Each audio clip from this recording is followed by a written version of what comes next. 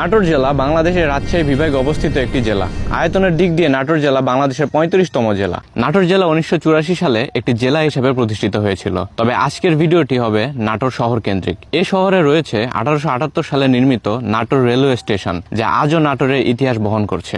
1878 সালে কলকাতা থেকে শিলিগুড়ি রেলপথ স্থাপনের সময়কালে নাটোর রেলওয়ে স্টেশনটি প্রতিষ্ঠা করা হয়েছিল ব্রিটিশদের দ্বারা। বর্তমানে স্টেশনটিতে প্রতিদিন প্রায় 16টি ট্রেন, 14টি আন্তনগর এবং 2টি মেল দিনে প্রায় 32 বার যাত্রা বিরতি দেয়। এছাড়া এ শহরের প্রধান সড়কের পাশেই রয়েছে শঙ্কর গোবিন্দ চৌধুরী স্টেডিয়াম, যা 1999 সালে প্রতিষ্ঠিত, যা এই শহরের সৌন্দর্যকে বাড়িয়ে দিয়েছে আরো কয়েক গুণ। বিভিন্ন খেলাধুলা বা অনুষ্ঠানে প্রায় 20,000 দর্শক ধারণ ক্ষমতা সম্পন্ন স্টেডিয়াম এটি। আর স্টেডিয়াম থেকে 5 মিনিটের দূরত্বে পেয়ে যাবেন দীঘাপতিয়া রাজবাড়ি। তবে 1972 সালে শেখ মুজিবুর রহমান দীঘাপতিয়া রাজবাড়িকে উত্তরা গণভবন নামে নামকরণ করেন। নাটোরের ইতিহাস, ঐতিহ্য ও রাজকীয়তার প্রমাণ হিসাবে আজও দাঁড়িয়ে আছে এই উত্তরা গণভবন। এবার আসি শহরের মূল বিষয়ে, তাহলে এই শহরের যোগাযোগ ব্যবস্থা বা সড়ক পথ। এই শহরে রয়েছে 2 লেনের ও 4 লেনের প্রধান সড়ক। নাটোর শহরে অন্যতম পরিচিত একটি মোড় হচ্ছে মাদ্রাসা মোড়। আর এই মোড় থেকে 3টি প্রধান সড়ক চলে গেছে 3 দিকে, যা ধরে খুব সহজেই বগুড়া, রাজশাহী এবং বনপাড়া হয়ে ঢাকা অথবা কুষ্টিয়া পৌঁছে যাওয়া যায়। এবং শহরে ট্রাফিক জ্যাম বলতে নাটোর রেলওয়ে স্টেশনের পাশে রেল ক্রসিংকে কেন্দ্র করে কিছুটা ট্রাফিক জ্যাম দেখা যায় দিনের কিছু অংশে।